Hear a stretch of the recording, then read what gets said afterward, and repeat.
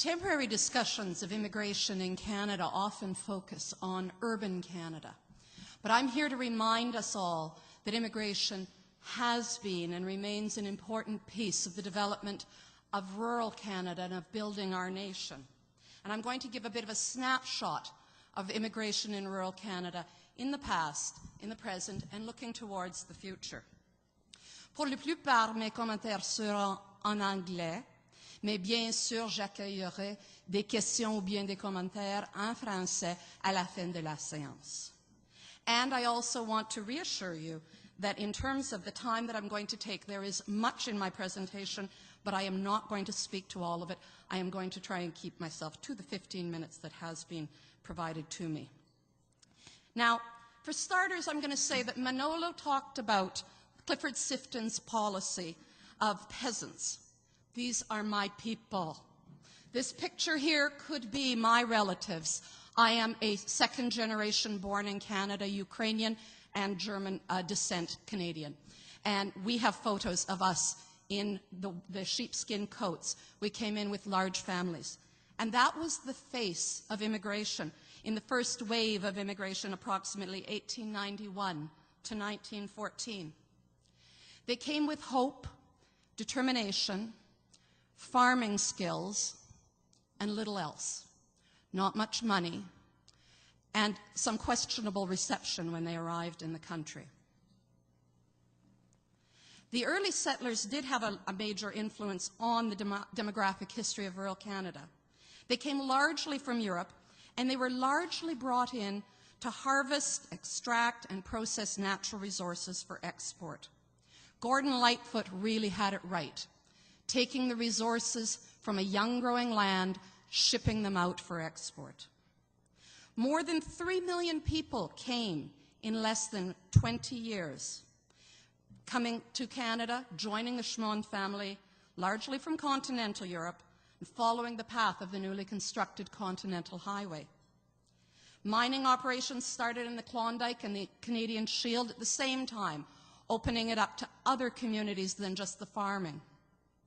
And it was an important part of the nation's economic development at the time, because those were the products that we were shipping out, the raw products and some finished products from Ontario after they had been moved from the rural areas. So they were the primary engines of growth in rural and small-town Canada. Single industry communities, whether agricultural, mining, forestry, or fisheries. They characterized Canada's rural areas and small towns and offered employment to large numbers of workers. And boom and bust has affected migration ever since, and it still does. Think of Alberta with its recent oil booms and the way it brings in people, whether from other parts of Canada or from other countries. Mais les temps ont changé. Nous ne changeons pas nos frontières. Ce n'est pas une question de nouveaux développements pour les ressources avec les immigrants pour ouvrir la terre. But what we're doing, we're no longer building infrastructure like railways. What we have now are established communities who are trying to find new workers to address their ongoing needs in the primary sector, but also to support them in terms of their development in other areas. Now, I'd like to start by talking about what constitutes rural in Canada today. If we were going by the OECD definition, we'd be in one of the 3 urban areas in Canada: Vancouver, Toronto, Montreal. Everybody from Edmonton, Calgary, Regina, Saskatoon, Ottawa, Winnipeg, Halifax, you'd all be rural. But we have a slightly different definition because we are slightly different in Canada. So what we have done is we have communities of less than 10,000 is typically what Statistics Canada does. The OECD gets it, they like it, they're happy with it. But we also need to keep in mind that really in terms of when we talk about rural Canada, sometimes you are talking about communities that are larger than 10,000. We have very much a hub and spoke model in this country, such that you'll have communities of 50,000 situated within a rural area, and they provide the services in those areas. In terms of what constitutes rural in Canada, we're currently approximately 19% of the population. As was mentioned, it is becoming increasingly an urbanized world. and this varies across the country. The natural resource base continues to be important, with 36% of rural economies dependent on the resource sector, which means approximately 30% of their economy is dependent on rural industries. Now, rural communities are being impacted by the globalization of our economy generally. And as mentioned, we are at about approximately 20% of our population is rural. It used to be 60%, so in 100 years, we've seen a shift. Interestingly enough, that's not a shift in numbers downward, it's a proportional shift. So it's the increasing number of people who are arriving and staying in urban Canada. What we're also seeing is an outmigration of youth, with the rural population generally aging more rapidly than the urban population as a consequence. That said, it's important to note one of the important populations within rural Canada are our Aboriginal peoples, who are generally younger, and they are particularly numerous in the 4 western provinces, and who already make up 9.3% of Canada's population and are expected to grow. In terms of global markets, there are issues of who are our customers, but also who are our competitors. And rural production can no longer rely on just a demographic, a local or a domestic market. They have to be selling into an international setting, and they also have to be working on an international market and responding to the expectations of international customers and suppliers. Environmentally, they continue to look at the next generation, trying to be both stewards of the land, but also meeting the expectations of customers about production practices. And then in terms of new technologies, it means we become more productive. There's a lot of talk about productivity, but along with increased productivity is a reduction in the number of workers that you require in any area. And as a consequence, there's a need for new work. You can't simply put the kids to work on the farm. They want to do different things, but there's also not the same kind of needs for them as there were in the past.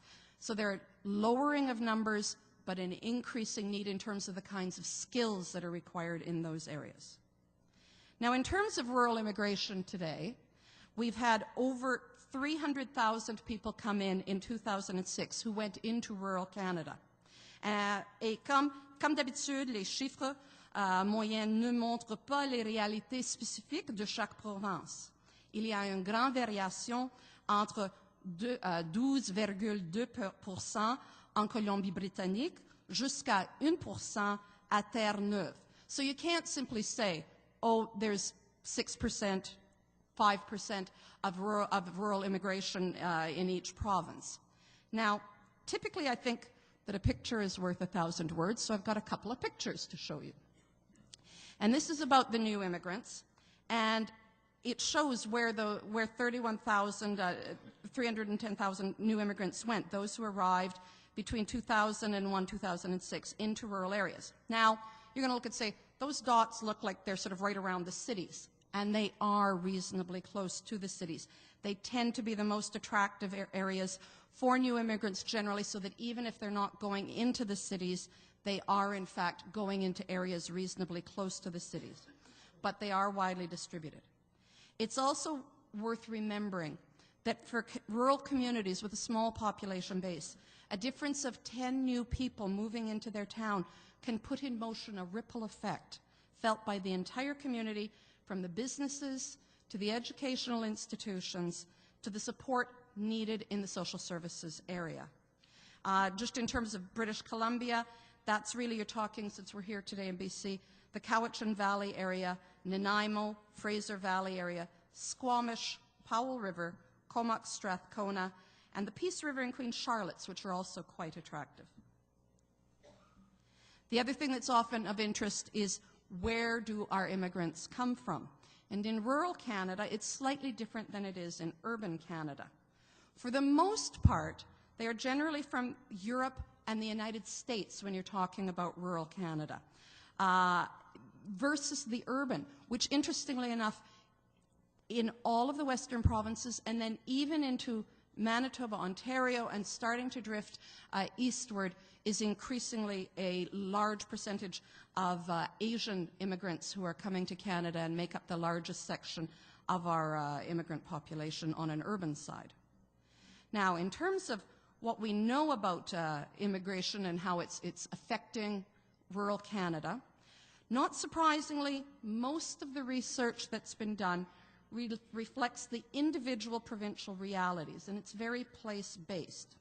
And the findings are somewhat mixed. It has been suggested that rural immigrants have better integration outcomes than their urban counterparts. But conversely, there is a lower retention rate. So it seems they come to rural Canada, we embrace them, we make them our own, and then they go to the bright lights of the big city. Okay, we need to do a little work in that area, obviously. Can't afford to lose them.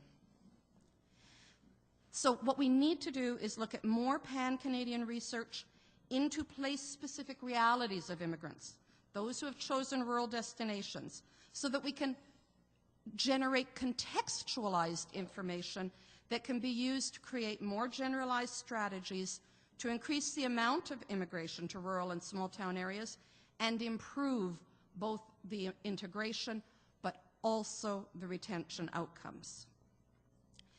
What we know in terms of what constitutes a welcoming place. De plus en plus, il est évident que c'est le lieu, des stratégies dans les lieux qui sont importants pour attirer et retenir les immigrants. Those working on welcoming communities include the Metropolis workers, governments across the country, including BC's Welcoming Communities and Inclusive Workplaces program. CIC has local immigration partnerships that they're working on nationally. And there is no doubt that each region, each area has its own set of circumstances, and these need to be recognized and taken into account in terms of developing and implementing a strategy, and in fact sometimes in terms of assessing whether immigration is the best approach for a particular rural community. And then rural communities need to be equipped to make the decisions and implement the strategies they need to do. So, what attracts and what facilitates rural integration of immigrants into rural communities? The information we have comes from case studies and from action research. And one of the key elements that we've identified is the leadership and innovation on the part of the rural communities themselves. The engagement of the community as a whole. It cannot just be the elected officials or a single organization. It takes multiple organizations working hand in hand and an attitude on the part of the individual members of the community as a whole. And collaboration with other communities around. Often you can get a catchment area and ensure that there's a welcoming area generally. Now, the benefits may not be seen in the immediate or the short term, but they are real, and they do last on a long term, just as we have seen from those sheepskin-clad immigrants who first arrived in Canada in the early 1900s. I think we could summarize some of our findings with an old Chinese proverb. The best fertilizer in any field is that of the farmer's footsteps. This means that farms are most successful when the farmer spends time in the field, directly observing what's going on, making changes. From the perspective of research, what that means is people who are working in the field, seeing what's going on, identifying what works and what doesn't, and making changes. I think it also recognizes that people living where they work fertilize the communities as much as they do the land, bringing more richness to the country as a whole. Looking ahead, I've got 3 areas I'm going to touch on briefly: research, practice, and because I come from the government, policy. And in terms of research, what we need is more and better analysis. What we constantly seem to have is a lot of anecdotal information. And we need to start drilling down and move to stronger analysis and evaluation of what rural places are doing to attract and integrate immigrants, on what the rural immigration trends are and what the